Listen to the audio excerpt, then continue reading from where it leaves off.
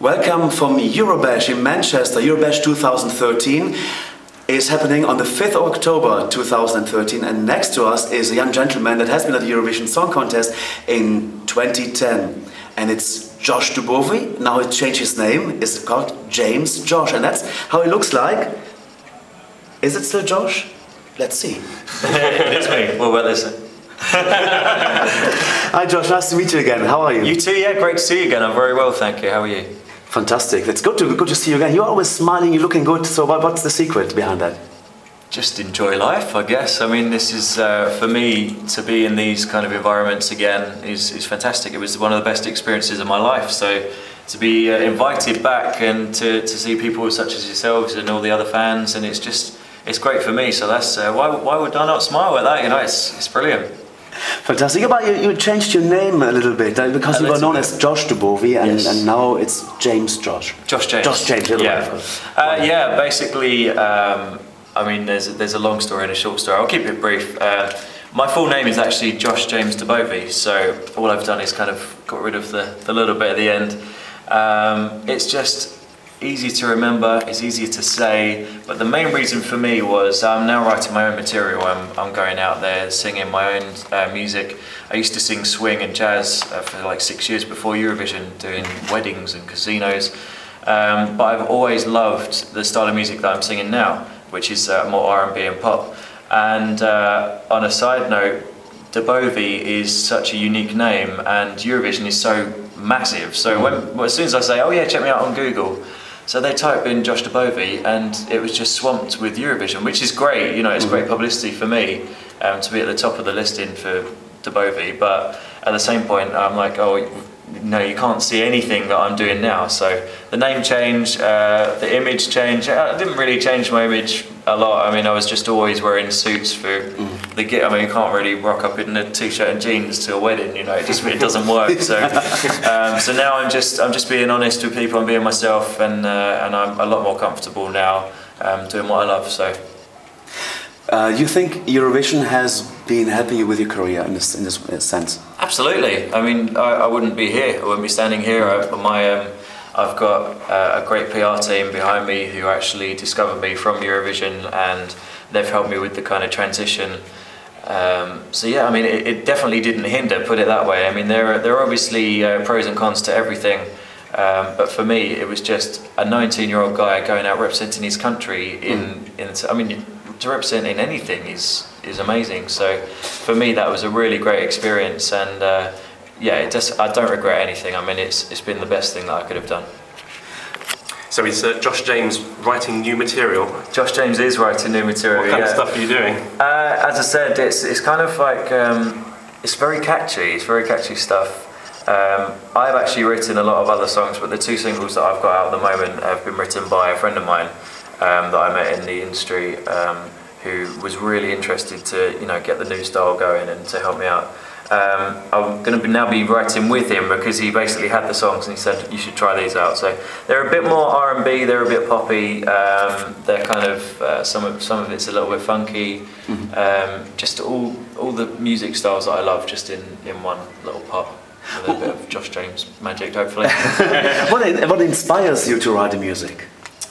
To be honest with you, it's so difficult sometimes for me to just sit down and write a song. I think sometimes, you know, I admire people that can go into a studio and come out at the end of the day with another song. Part of it doesn't seem real to me, you know, it's almost like a job at work as opposed to doing it because you love it or because you have something to express. So for me, the first song I'd ever written, I was with my ex-girlfriend, and I kind of had written it about her point of view, and in one day, just the lyrics, the music, all it just came out, and that's the only time it's happened. But I think it's definitely easier to write a sad song, unfortunately, because you write from experiences. And as you can see, as you said, I'm always smiling, so I can't really write a song like, once again I'm smiling again. What a boring song is that? It's a Josh James version of Happy Days Are Here Again. Yeah, exactly. Yeah. But do you also write the music itself? I do, notes? Yes. I haven't actually been trained in any form of music, but I play by ear, so I get the ideas and I can play the piano, guitar, drums. You know, I love being surrounded with music. So for me, I do a lot of my work. I mean, I like to try and replace the synthesized stuff with real music, like real musicians. But for me, when I'm writing, it's easy for me to just sit in front of the computer or on the keyboard and, you know, like replicate and then give it to someone that can get musicians in and record live instruments. So yeah, I do the lyrics, I do the write the theme tune, sing the theme tune. So do you actually, when you're performing, do you actually now sometimes play an instrument at the same time? And could we see you out like an Elton John? Are you going to do that kind of thing? I'm not at that level yet. I mean, I'm going to actually start. I'm going to pull my finger out and get some lessons. I need to. I really need to get to that level. But I mean, every artist is different. I don't really see myself as a kind of sit down behind the piano. I think it's more of a party trick for me. You know, it would be more of like there's a piano, let's play a song, rather than on a stage. I like to get the audience involved. I like to enjoy myself. I like to have a little dad dance, and yeah, I mean, just for me, it's all about individual, you know, artist and whatever your preference is. So you had the album out, Carpe Diem. Yeah. How did that do? It did pretty well, actually. I mean, surprisingly, the most amount of sales was on a track, Black and Gold, in America, and they obviously don't even get Eurovision, so that's pretty cool. I then went out to New York, as we've spoken about before in other interviews, and I'm going out this year again as well. So, but yeah, I mean, that was, for me, that was kind of a transition as well. That was, I did throw a couple, like Black and Gold, I did throw a couple of interesting, there's also a musical theatre track on the end. Excuse me, about to burp, very crazy. Yeah, but it's, for me, it was just about just starting to bring myself away from the swing and the jazz. I mean, I still love it, and when I'm like 50 something, I'll go back to it, definitely. It's so easy, it's like, oh, you know, it's so easy to do, but, and I do love it, it's timeless music, but for me, that was all about kind of the change around, and even the cover was a bit more kind of like urban-y, and so yeah, I mean, it's been a learning curve for me, but I'm so happy with the way things are going, and as I said earlier, I don't regret anything because it's led me to this point now, and that's the most important thing. Fantastic.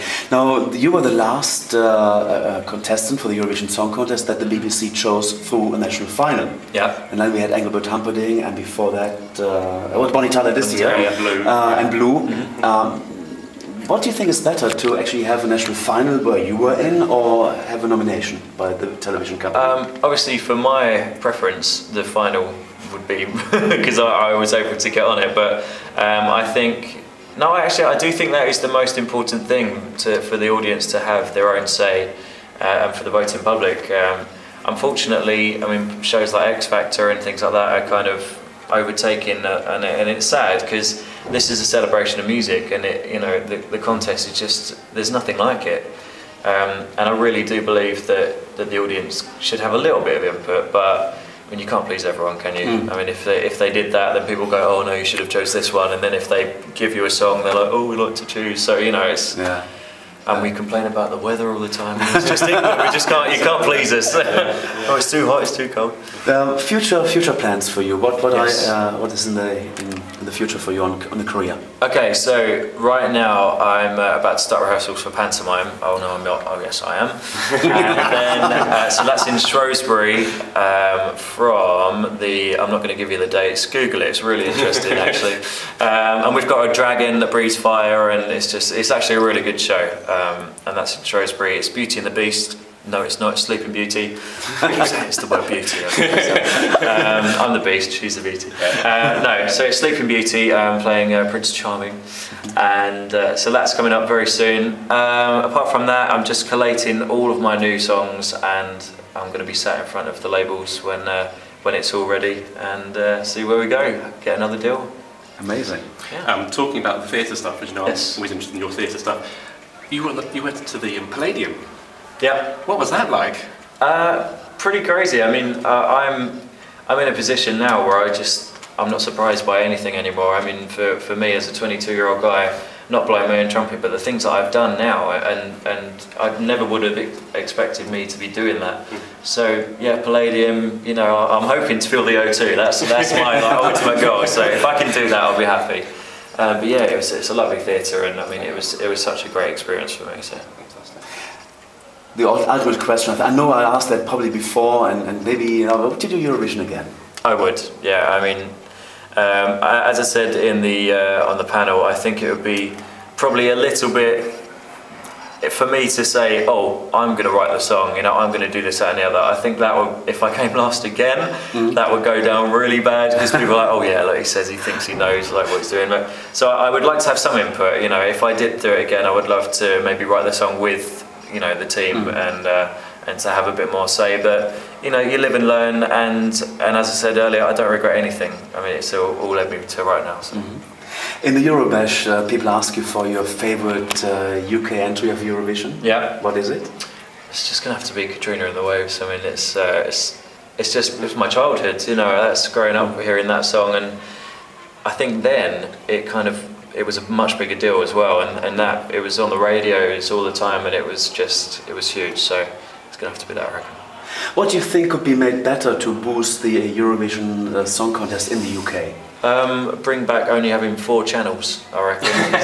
Then you would, you know, there's so much choice on the TV, and there's so many other shows that people watch. I mean, it's actually quite great. I think there's like 900 channels, including radio stations. I mean, how can you watch that much TV? You know, Impossible, yeah. But once again, trying to please everyone. But no, I think the X Factor, you know, it's just evolution, isn't it? I mean, something had to come through, and but there's nothing else like it.